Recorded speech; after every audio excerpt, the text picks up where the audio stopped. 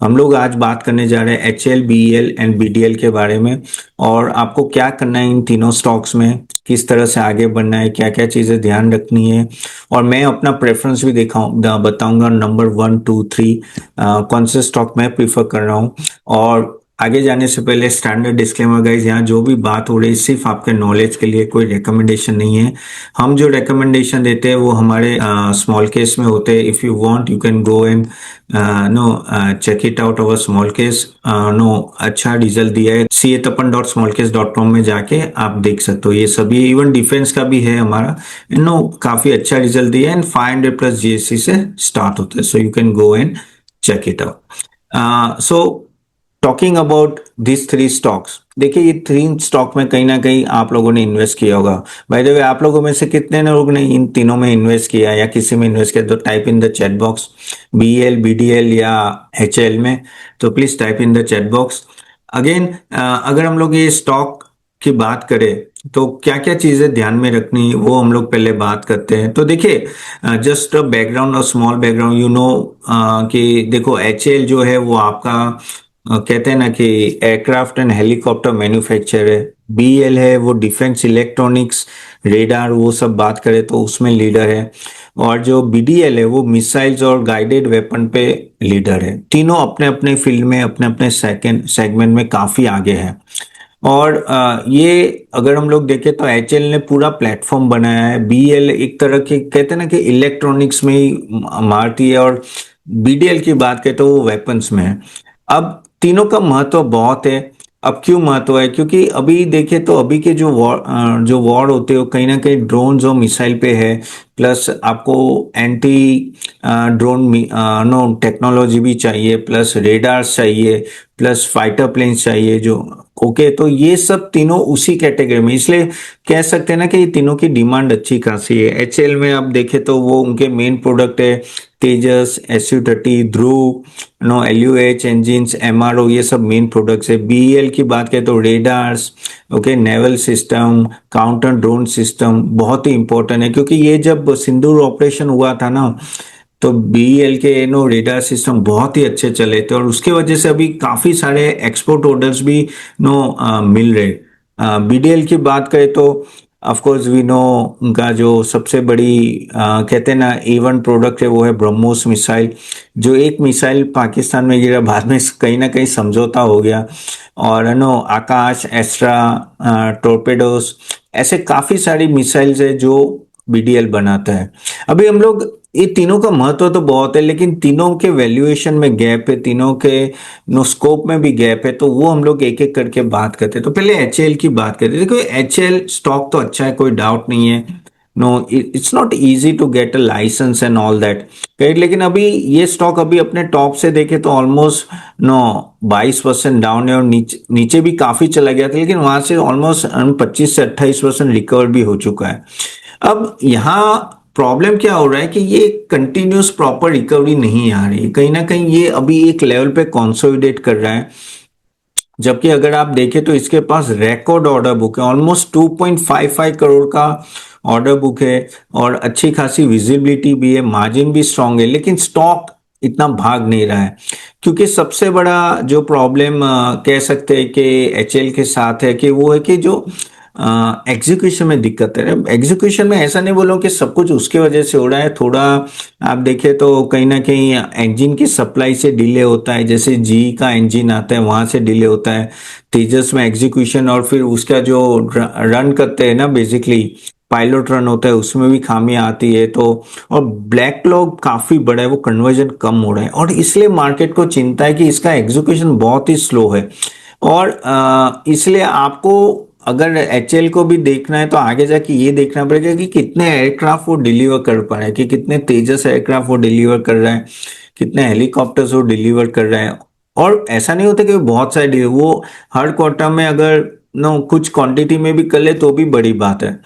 और GE engine का भी जो सप्लाई है वो सही आ रहा है कि नहीं आ रहा है, तो वो आपको ये बहुत ही ध्यान से देखना पड़ेगा। BEL की बात करें तो BEL पर जैसे मैं बोलूं, अभी वो भी अपने टॉप से 13% डाउन है, और नीचे से भी काफी रिकवर हो भी चुका है, अभी गया था नीचे, लेकिन एक ही रेंज में घूम रहा है वहां भी। क्योंकि ये प्राइस टू परफेक्शन है। आई थिंक सबसे अच्छा अगर वैल्यूएशन किसी को मिल रहा है तो बीएल है, नहीं सॉरी बीडीएल भी है, लेकिन अच्छा खासा वैल्यूएशन आप देखो तो बीएल को मिल रहा है।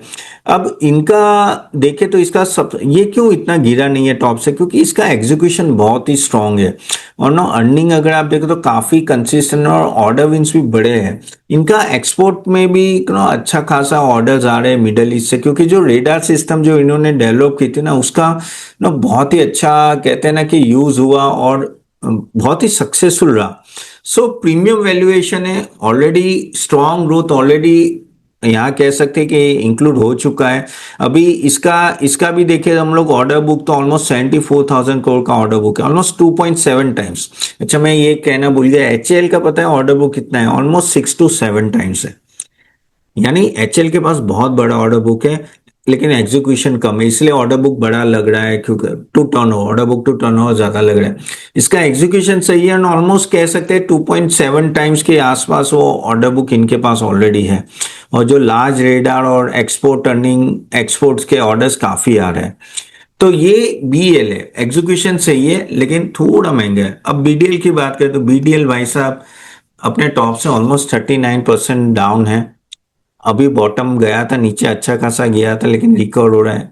लेकिन सबसे महंगा अगर आप बोलो तो वैल्यूएशन वाइज बीडीएल है, क्योंकि उसकी जो मिसाइल्स है उसकी डिमांड जबरदस्त है। देखो इन लोगों को है ना लैटिन अमेरिका, साउथ अफ्रीका काफी सारी कंट्रीज से ना काफी ऑर्डर मिल रहे हैं। और अपने जो डिफेंस है वो इतना महंगा नहीं है। अगर आप यूएस का डिफेंस इक्विपमेंट्स लेने जाओगे तो सभी छोटी छोटी कंपनी को बहुत महंगा लगेगा, जैसे फिलीपींस हो या ताइवान हो, ऐसे सब कंट्रीज को।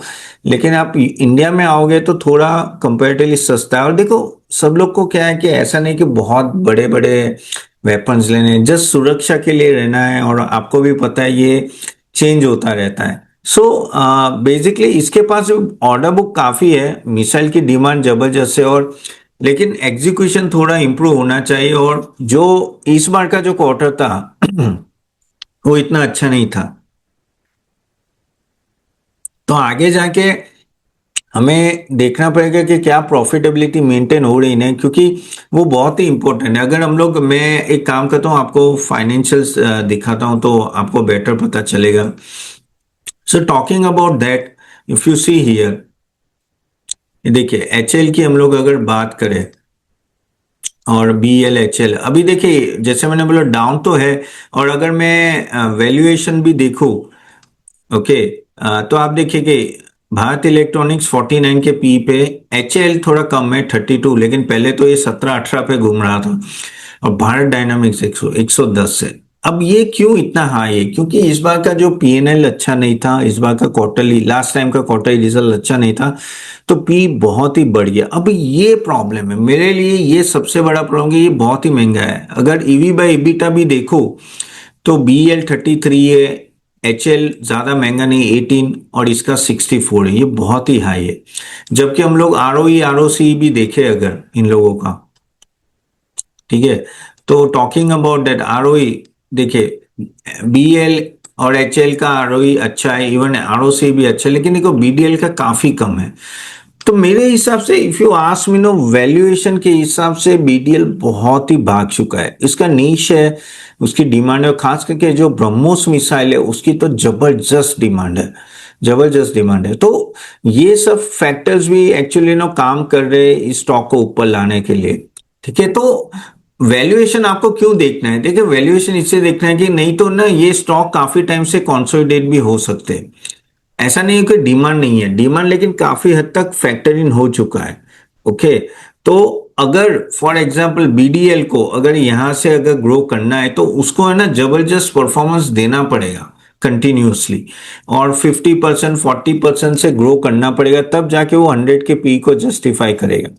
ठीक है, सो ऑर्डर बुक भी अगर आप देखें तो अच्छा, ऑर्डर बुक में बीडीएल की बात करो तो ऑलमोस्ट 9 to 10 टाइम्स है। तो आप देखो एचएल से भी ज्यादा है, 7 टाइम्स तो एचएल का है, इसका तो 9 to 10 टाइम्स है। सो रेवेन्यू विजिबिलिटी जबरदस्त है इन तीनों कंपनी के लिए। लेकिन सबसे बढ़िया, जैसे मैंने बोला कि अगर तीनों की कंपेयर करूं, एग्जीक्यूशन सबसे बढ़िया बीईएल का है।